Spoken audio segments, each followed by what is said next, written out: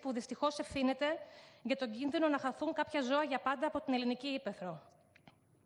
Στέκομαι στο θέμα του λύκου, καθώς αυτός μαζί με το τσακάλι κοστίζει σε εμάς περισσότερες απώλειες. Σύμφωνα με τα στοιχεία του ΕΛΓΑ, 6.800 ζώα το 2014, 5.793 ζώα το 2015, 5.908 ζώα το 2016 και μόλις 835 ζώα το 2018. Στοιχεία που για άγνωστο λόγο ο ΕΛΓΑ δεν παρουσιάζει τα τελευταία χρόνια, πραγματικά απορούμε για ποιο λόγο τα κρύβουν. Βλέπουμε λοιπόν από αυτά τα στοιχεία το 2018 έχουμε μια τεράστια μείωση ζημιών. Τι έγινε ξαφνικά? Εξαφανίστηκε ο λύκος? Όχι, κύριοι. Ο λύκος ζει και βασιλεύει και πολλαπλασιάζεται. Οι κτηνοτρόφοι όμως κουράστηκαν να πληρώνουν τον ΕΛΓΑ που δεν τους αποζημιώνει και σταμάτησαν πλέον να δηλώνουν τις απώλειές τους.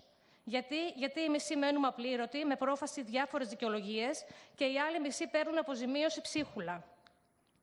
Τα πραγματικά στοιχεία για τις απώλειές μας είναι πενταπλάσια από τα νούμερα που μόλις σας είπα, χωρίς βέβαια να έχω συμπεριλάβει μέσα σε αυτά τα δεκάδες χιλιά κυνηγών που χάνονται σε κάθε κυνηγητική περίοδο. Ας δούμε λοιπόν το πρόβλημα. Καταρχάς, θα πρέπει να καταλήξουμε σε κάτι. Υπάρχει υπερπληθυσμός των λύκων? Αν ναι, συγχαριστήρια για τη σωστή δουλειά που κάνατε. Μετά από 20 και πλέον χρόνια προστασίας, καταφέρατε να μην είναι υπό εξαφάνιση ένα ζώο. Αν όμως ισχύουν οι έρευνές σας και είναι υπό εξαφάνιση ακόμα, θα πρέπει να παραδεχτείτε ότι κάτι δεν κάνατε καλά. Και τόσα χρόνια δεν πετύχατε τίποτα απολύτως. Εδώ ερχόμαστε εμείς να κάνουμε προτάσεις ώστε να φροντίσουμε να υπάρξει πραγματικά συνύπαρξη ανθρώπου με τα μεγάλα σαρκοφάγα ζώα. Γιατί κακά τα ψέματα, ο λύκος κινδυνεύει περισσότερο από ποτέ. Ο κόσμος εκεί έξω βράζει. Και αν δεν ληφθούν άμεσα μέτρα, το καπάκι θα πεταχτεί. Και θα δούμε κόσμο στα βουνά όπως παλιά να στείλουν παγάνες για να εξοντώσουν τον εχθρό. Και θα γεμίσουν φόλες τα δάση και τα βουνά. Και τότε θα είναι αργά για οποιαδήποτε αντίδραση. Γιατί θα έχετε μετατρέψει το συγκάτοικό μας σε εχθρό. Κάποιοι μιλούν για υβριδισμό. Δεν ξέρουμε αν αληθεύει. Κάποιοι μιλούν για υπερπληθυσμό. Δεν ξέρουμε αν αληθεύει.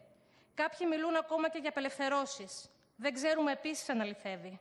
Απαιτούμε όμως να μάθουμε την αλήθεια χωρίς να μπορεί κανένας να την αμφισβητήσει. Από επιστήμονες που κανείς δεν θα αμφισβητήσει ποτέ. Από ελληνικά πανεπιστήμια που θα δώσουν λόγο στο κράτος και μόνο στο κράτος. Ούτε στους κτηνοτρόφους, ούτε στους κυνηγούς, αλλά ούτε και σε καμία ΜΚΟ. Ανεξάρτητους επιστήμονες από τα ελληνικά πανεπιστήμια. Ζητάμε πραγματικές αποζημιώσεις στην πραγματική αξία των ζώων μας, ακόμα και για το κάθε ζώο, για ένα ζώο που χάνουμε στα ελληνικά βουνά. Τόσο για την πραγματική, όσο και για την αποθετική ζημιά μας. Αφήστε μας να πιστέψουμε ότι ο λύκος και όλα τα μεγάλα σαρκοφάγα ζώα είναι φίλοι μας και μην μας το παρουσιάζετε σαν εχθρό, γιατί δεν πρέπει να είναι. Αντί λοιπόν να πετάμε εκατομμύρια σε ιδιώτες, γιατί δεν δέχεστε να δώσουμε τα λεφτά αυτά στα ελληνικά πανεπιστήμια, ώστε να πάρουμε πραγματικά και αναμφισβήτητα αποτελέσματα μιας έρευνας? Γιατί δεν δέχεστε να κάνουμε γονότυπο στα ζώα που υπάρχουν στα ελληνικά βουνά, ώστε να δούμε αν όντως είναι υβρίδια? Γιατί για μας το πρόβλημα δεν είναι ο λύκος, αλλά τα υβρίδια. Και τα υβρίδια είναι πρόβλημα για το λύκο.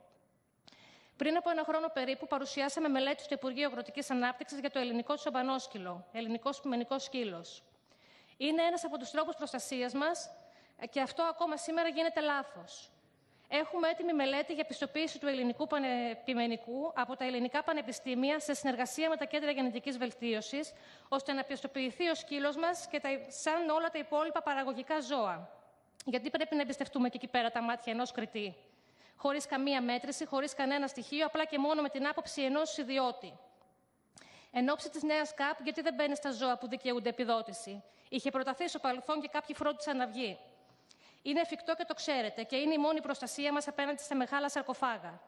Εν κατακλείδη 4 πράγματα. Έρευνα από τα πανεπιστήμια, σωστή διαχείριση, πιστοποίηση ποιμενικού σκύλου από τα κέντρα γενετικής βελτίωσης και τελευταίο, σωστή αποζημίωση τόσο για τα ζώα που χάνουμε, όσο και για τις παραγωγικές απώλειές μας.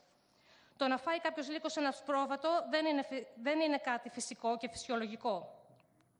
Αν όμως οι ΜΚΟ που διαχειρίζονται την υπόθεση παραμείνουν εκτός τόπου και χρόνου μακριά από την πραγματικότητα, αν οι υπηρεσίες της πολιτείας συνεχίσουν να ανύπτουν τα σχήρας τους, βολικά κρυμμένες πίσω από ΜΚΟ, τότε πολύ σύντομα ο άρχοντας του βουνού, ο λύκος, θα μετατραπεί σε πρόβατο.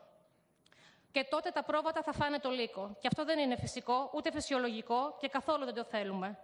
Εγώ επιστήμονας δεν είμαι, αλλά πιστέψτε με, ούτε αυτοί που λένε ότι στην Ελλάδα υπάρχουν 600 λύκοι είναι επιστήμονες. Ευχαριστώ. Ευχαριστούμε την κυρία Λίκα. Τελειώνουμε με τον κύριο Ψαρούδα. Πριν δώσω όμως το λόγο στον κύριο Ψαρούδα, θέλω να μου πείτε ποια